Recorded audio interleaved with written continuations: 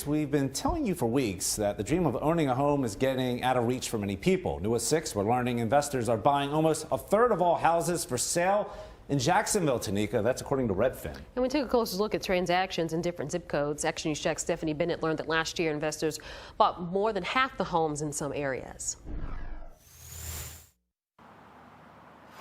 Jacksonville's housing market is red hot as people flock to the Sunshine State. Properties in the River City have caught the eye of investors, too. And you could go 3 blocks over and you'll see them working on a project around the corner.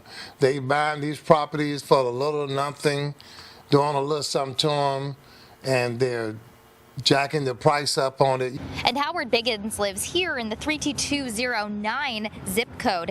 He says it seems investors own a house on every street. It also happens to be the hottest zip code for investors last year. This interactive map on the Washington Post's website shows 32209, 08, and 32254 with the highest percentage of investor-bought homes last year.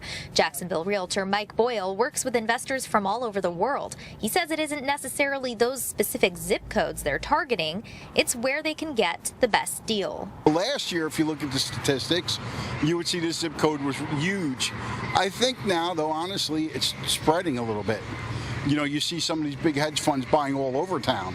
While locals worry about investors driving up the cost of homes, Mark Rosener with the Northeast Florida Association of Realtors points out the silver lining. It helps revitalize the neighborhoods. Typically, these investors are coming in, they're buying slightly distressed properties, they're fixing them up, they're making them more livable and more up to date, and then leasing them out. That raises property values in those areas too, Rosener says.